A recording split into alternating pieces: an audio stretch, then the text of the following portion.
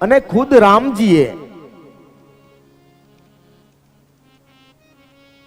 હનુમાનજીના ગુણગાન ગાયા હોય એ હનુમાન માટે તો શું કહેવું.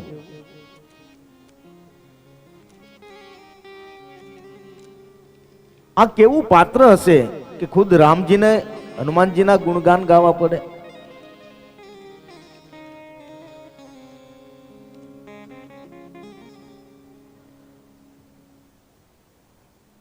જ્યારે રામજી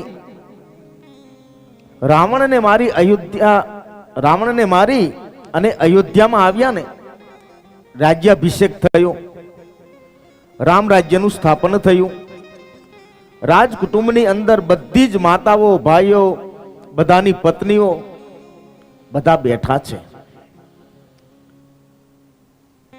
આ હનુમાનજી શું પાત્ર છે એની વાત કરું છું. રાજકુટુંબ આખું બેઠું છે અને હનુમાનજી મહારાજ થોડા દૂર બેઠા છે.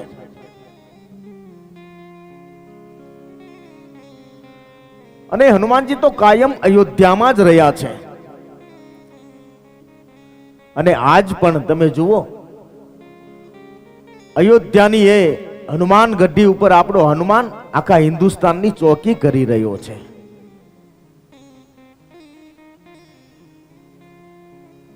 અને આપણે એ માનવું પડશે, સ્વીકારવું પડશે કે હનુમાન આપણી ચોકી કરે છે.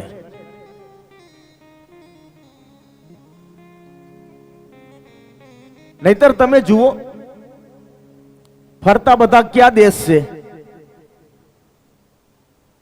હિન્દુઓનો જો દેશ હોય ને તો આ એક આપણો જે ભારત દેશ છે ને એ હિન્દુઓનો દેશ છે. બાકી બીજા બધા તમે ફરતા જોઈ લ્યો તો એ ભારત ઉપર ક્યારે ઊની આંચ આવી છે? એનું કારણ શું છે? આપણો હનુમાન ચોકી કરે છે બાપ.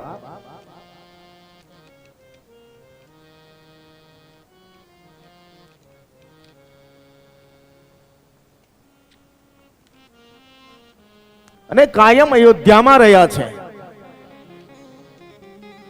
આપણે એક પ્રસંગ સાંભળ્યો હશે કે અયોધ્યાના રાજકુટુંબને હનુમાનજી તરફ આમ ઉભાવ જાગ્યો. હનુમાનજી આમ રામની નજીક રહે ને બહુ, એટલે પછી જે નજીકના માણસો હોય ને, સીતાજી, લક્ષ્મણ, શત્રુઘ્ન, આ બધાને ગમે નહીં બહુ કે આ તો જો નવઈનો રામથી દૂર જ નથી જતો. આવી અંદરો અંદર ચર્ચા કરવા લાગ્યા. દૂરય નથી જતો હનુમાન રામથી અને આપણને એની બાજુમાં નથી જવા દેતો. હવે શું કરવું આનું? એટલે એક દિવસ એવું નક્કી કર્યું, સીતાજી અને લક્ષ્મણે, કે કંઈક આપણે એવું કરીએ કે હનુમાનના ભાગમાં આપણે હે ને સેવા જ નથી રહેવા દેવી. સેવા રહેવા દઈએ તો એ નજીક રહે ને. બધી સેવા આપણે વેચી લઈએ. એ પછી ક્યાંથી રામજીની પાસે આવવાનો છે? અને પછી તો કોઈએ ચરણની સેવા લઈ લીધી, કોઈએ સ્નાનની, કોઈએ ભોજનની, કોઈએ પાણીની. આ બધી જ સેવા વેચી લીધી. રાજકુટુંબના બધા સભ્યોએ રામજીના 24 કલાકની જે સેવા હતી ને એ રાજકુટુંબે બધી વેચી લીધી. હનુમાન માટે એક પણ સેવા ન રહેવા દીધી. હનુમાનજીને ખબર નહીં કે આ લોકોએ ખાનગીમાં આવું બધું ગોઠવીને રાખ્યું છે. બીજા દિવસે સવાર પડી અને હનુમાનજી આમ જ્યાં રામજીની સેવા કરવા જાય ત્યાં લક્ષ્મણ કહે, એ હનુમાન, એ સેવા તો મારી છે, તમે બીજી સેવા કરો, જાઓ.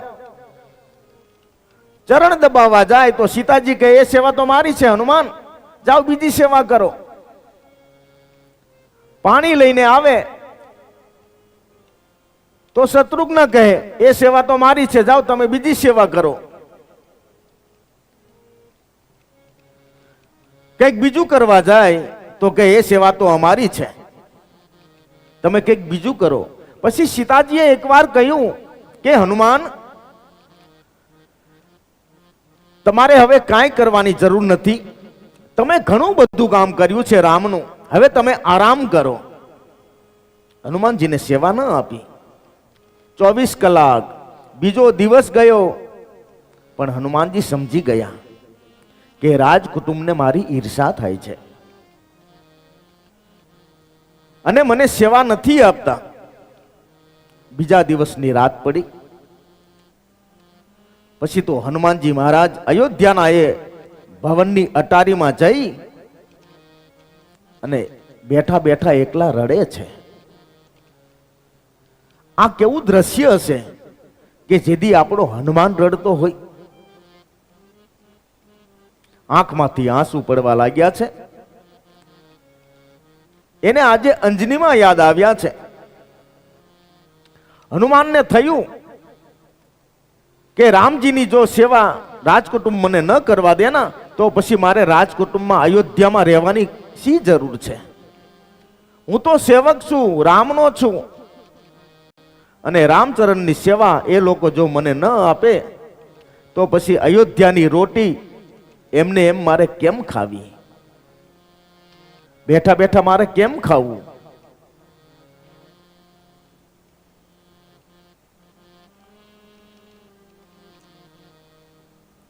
આ એક આપણો એક ભારતનો નિયમ છે. તમે જોજો કે મફતનું કેમ ખાવું.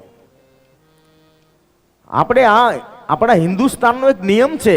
આપણે ગમે ત્યાં જગ્યામાં જઈએ, કોઈ પણ જગ્યાએ, ભગતના ગામ જઈએ, પાળિયાદ જઈએ, વીરપુર જઈએ, બગદાણા જઈએ, આપણે જમીએ તો આપણને અંદરથી જ એમ થાય ને કે નહીં, અહીંયા એમ નામ તો ન જમાય. આપણને ખુદને એવું થાય ને. અને વાત સાચી છે ને. આપણે જગ્યામાં જોજો, કંઈક ને કંઈક આપણે ભલે જૈન પ્રસાદ લીધો હોય ત્યાં, પણ આપણે કંઈક લખાવતા હોઈએ. એટલે હનુમાનજી કહે છે કે નહીં, મફતમાં મારે અહીં રોટલા ન ખવાય, મારે કઈ કામ કરવું નહીં અને મફતમાં રોટલા ખાવા. હનુમાનજી કે ના,